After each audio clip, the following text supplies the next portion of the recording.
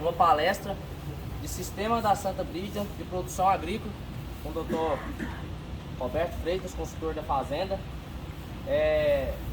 Espero que vocês tenham um grande aproveitamento dessa palestra.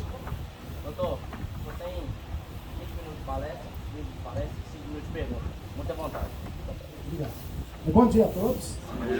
Então, vamos tentar nesses 15 minutos fazer um histórico rápido, né, da evolução do sistema aqui na Fazenda Santa Brígida,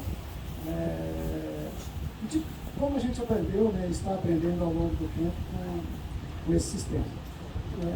A integração lavoura-pecuária é uma sucessão do sistema de plantio direto, né? À medida que o plantio direto foi viabilizado, que viabilizou esses sistemas de cultivo. Aqui nós começamos em 2006 e por esse período, né, a técnica já vinha sendo desenvolvida e houve um grande incentivo, né, por parte do governo. A própria Embrapa passou a priorizar a LPF, a divulgação e a pesquisa em LPF como uma das suas metas.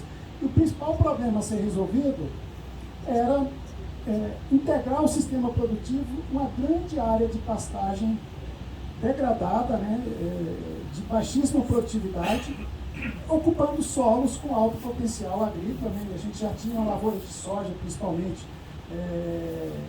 muito robusta, né, e com ótimos resultados econômicos, né, ocupando dessas áreas. Então, aqui na fazenda, em 2006, era uma fazenda de pasto degradado, nessa condição de ótima topografia, de física de solo muito favorável ao cultivo. E a proprietária fez uma visita à Embrapa, encontrou lá o Dr. Valério, o Dr. João K., e ouviu deles que, com a agricultura, ela faria a renovação das pastagens a custo zero. Os investimentos no solo, a agricultura retornaria. Então, o pasto ficaria de graça. Isso deixou ela bastante entusiasmada, porque ela não estava com coragem de fazer um investimento pensando só na pastagem, porque o retorno, né, fica mais lento. Então, no início do processo, a gente corrigiu os solos quimicamente com bastante intensidade. Praticamente todas as pastagens são abertas com soja, porque soja responde rápido a esse choque na fertilidade química do solo. Com a evolução, entramos na rotação de soja com milho verão, o milho consorciado com braquiária, né? Então, a alma da integração lavoura-pecuária é esse consórcio milho-braquiária. Então, foi esse que deu o arranque, né, e possibilitou o crescimento desse sistema. Com a evolução da fertilidade do solo, a gente passou a usar soja precoce também, e a gente passou a ter, então, a soja de verão, o milho de verão com braquiária, a safrinha nas áreas de soja precoce com milho ou com sorgo, né? Esse milho, desde o início, consorciado com braquiária também, que no verão, normalmente, a gente usa a braquiária brisanta, na safrinha, a braquiária rosiziense, que tem um crescimento mais rápido. O sorgo, as tentativas com braquiária, às vezes, frustravam, porque o ano que era bom para o sorgo, a braquiária vegetava muito e atrapalhava a colheita. Há 2 anos, num desses canteirinhos demonstrativos, a gente fez aqui sorgo com tamanho, que é um plânico de porte bem baixo, e esse consórcio caiu na nossa graça, né? Então, não compete nada com a colheita, o tamanho parece ser um capim pouco competitivo também, e forma uma ótima massa debaixo do sorgo. Posteriormente, a gente entrou com o girassol, esse sim, já consorciado com braquiária. Olha a altura do girassol aqui, era para estar florido, não foi falha nossa, a gente achou que 60 dias ia estar bem florido e atrasou um pouco. Então aqui está com o Zuri, que é um plânico de porte mais alto, então o girassol também é ótimo, né, para esses consórcios. E o nosso planejamento, depois que a gente faz a semeadura da soja, a gente tem uma ideia da data de colheita, e nós planejamos safrinhas de grão consorciado. Quando passa para o início de março, a gente entra com pastagem, já tendo a safrinha direta, né, com boi e capim. Na evolução disso, nós estamos começando a implantar esse mix forrageiro, ainda meio devagar por falta de sementes, porque eu não comentei, mas lá naquele início, né, quando a gente começou a entrar com o forrageiro aqui no sistema, era para a agricultura apoiar a pecuária. Então, parecia que a pecuária era dependente da agricultura. Aí, com o evoluir do sistema, a gente percebeu que essa pastagem, essas forrageiras, tem um impacto extremamente positivo na atividade agrícola. Inclusive, alguns agricultores começaram a usar braquiária consorciada com milho para resolver alguns problemas, principalmente de sanidade de solo. Agricultor morre de medo de consorciar com boi por causa da possível compactação do pé de boi. E ela não existe. Só existe se o pasto estiver degradado. Em pasto produtivo, as raízes fazem um condicionamento ótimo de solo. O que a gente observa, em algumas áreas que a gente entrou direto com a soja em pasto que já tinha correção, são os melhores sistemas radiculares de soja que nós vemos. Então, o solo fica bastante interessante.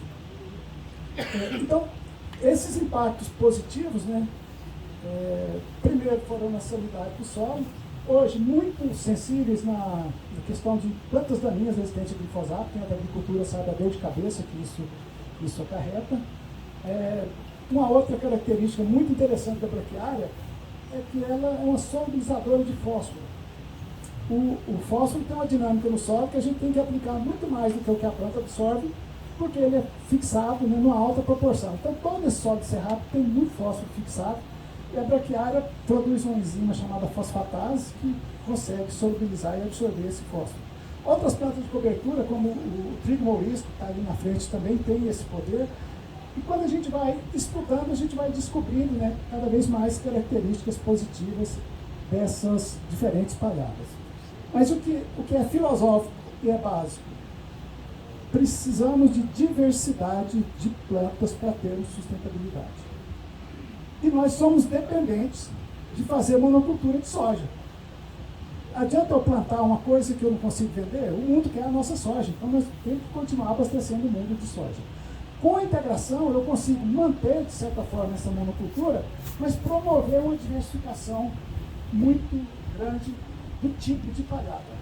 Consórcio agrícola com duas culturas de grão é muito complicado, né? No mundo da agricultura mecanizada, você não consegue colher os grãos separados, né?